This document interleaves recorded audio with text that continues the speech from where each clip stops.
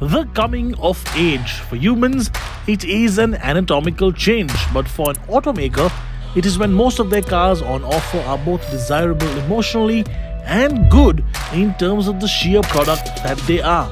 So is it safe to say that Mahindra has finally come of age with this Scorpio-N, or is it Scorpion?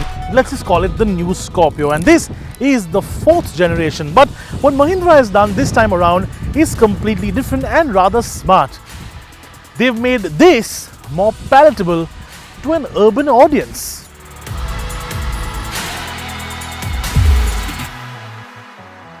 It is softer, more curvy, more pleasing to the eye, and has less of a "tu janta nahi mera baap kaun hai" vibe to it. Having been a Scorpio customer in the past, albeit like a decade and a half ago, I like this new design language. It's softer, it's more approachable, it's still in your face and bulky, but it is kinder to the eye. I wonder if Rohit Shetty will feel the same. What he won't mind though, when he blows up a dozen of them in his new cop Blockbuster, are the prices, because now it starts at 11,99,000 rupees to 19,49,000 rupees for the manual. So he can afford to blow up a fair few. Not that he should though. And in case you are wondering, Mahindra will tell us all the prices of the automatic and the 4-wheel drive versions in the next few days or weeks. So stay tuned to our social media for that announcement. That said, before we go any further and talk about what's underneath the car or underneath the skin, I want to talk about this bit, because I've been seeing comments on the internet about people being jilted about it looking very similar to, say, a Volvo XC90 or a Honda CR-V or a Wagon-R. And to those I say, it's actually a modern take, a modern interpretation of what Mahindra already had on their 2nd generation car. It's a bit of a modern design touch. It's been updated and brought to 2022. In fact, I would go on a limb and say this is one of the nicest pieces of design on the whole car. So a more mature, more softened shell, but has it lost its core strength? That sheer ridiculous levels of ruggedness that is so often associated with a Scorpio. Strap in. There's only one way to find out. So why then are we hooning this thing around? Well, it's because it's rear wheel drive, and that means I can slide it around a little bit and make myself feel like I'm the Sasta version of Kenny from the block.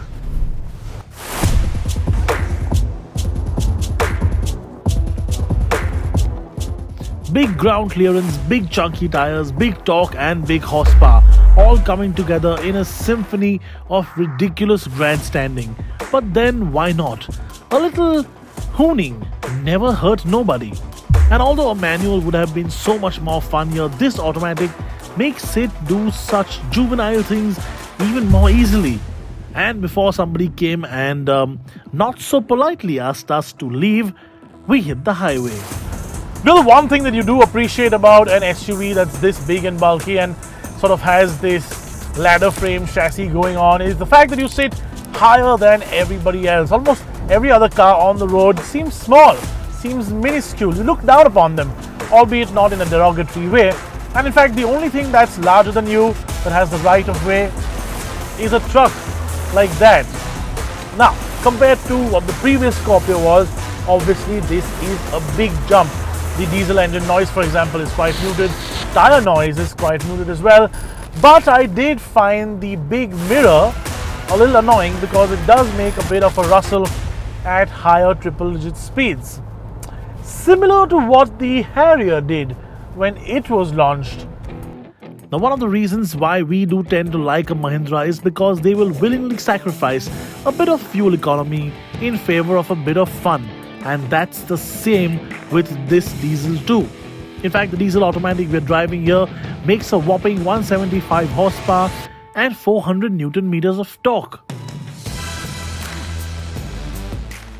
400 Newton meters. Now that is that important figure. That's more important than that horsepower figure as well, because it's torque that gets you going really quickly. It's torque that keeps you going and torque that gets you there. And this car, of course, is the talk of the town. All puns intended. With the manual, that figure is lower, albeit very slightly, at 370 Newton meters.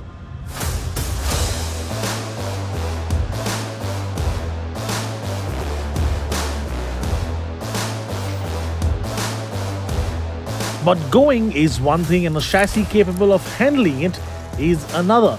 Now Mahindra calls this the 3rd gen platform but also says that it is totally different from the normal 3-door Thar.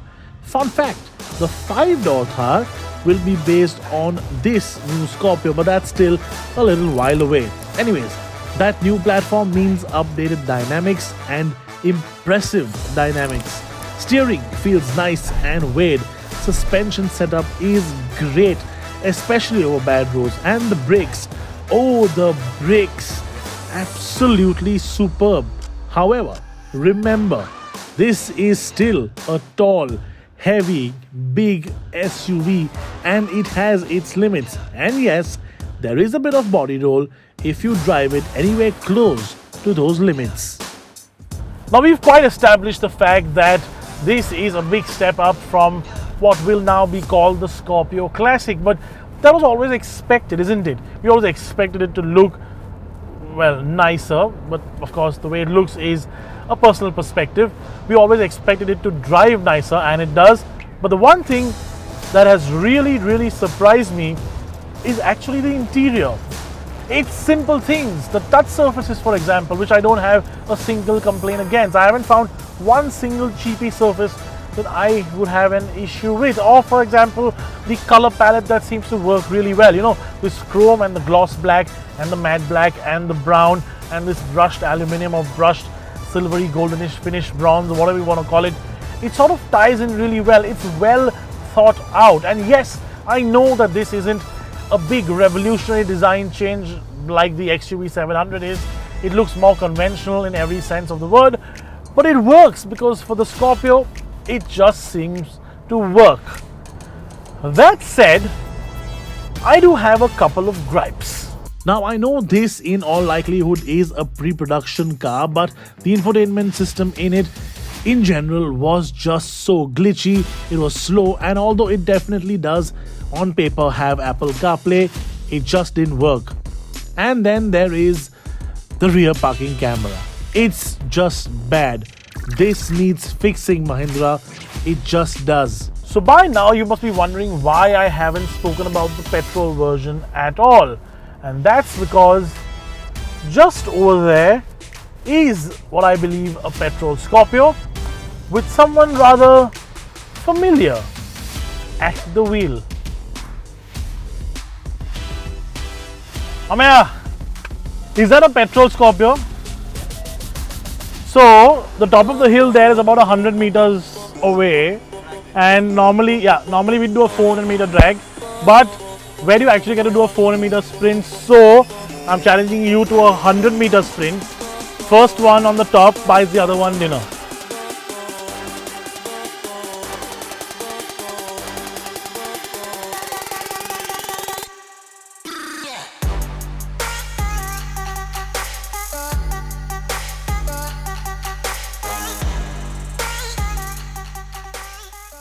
Now while the diesel is slightly up on torque, the petrol, it trounces it in the horsepower department, and it is lighter. Oh damn it, I'm gonna have to buy him dinner now. That was a bit of a foregone conclusion and he's smug, but 25 more horsepower, even with all the torque that this car has, that wasn't a match. That said, talking about foregone conclusions, people assume that the rear seats, the third row of seats, aren't going to be usable. So let's check those out. But before that, the middle row. The good thing about the new Scorpio-N is that it gets the option of captain seats in the middle row or bench seats, and that makes it, well, comfortable for whoever wants to choose either or. Although I do wish the air conditioning vents in the back row were on the roof. This is one of those times where the foregone conclusions might just be true, because honestly, this isn't a great place to be. There's barely any space, there's barely any headroom, there's barely any legroom, and yes, I know that I'm on the larger side as compared to most average Indians, but even for most average Indians, this will not be enough, and it doesn't recline. And you know what Mahindra should have done? Just made a 5-seat version of the Scorpio, because then there would be a ton of boot space, and well, compared to now where if you have the seat up, you can just about put a couple of school bags in the back. And there are no AC vents in the back either. Not a very good place to be. This is just a little bit disappointing. Now, before I give you my conclusion, I want to read yours. So use the hashtag PDVerdict in the comment section below to tell us what you think of the Scorpio. Personally, I am impressed. It looks mass market good. It feels sorted. And in today's day and age, it is priced very, very well. A culmination of coming of age for Mahindra then? Well, with this looking like a hat-trick of hits, I'd say it's safe to say so.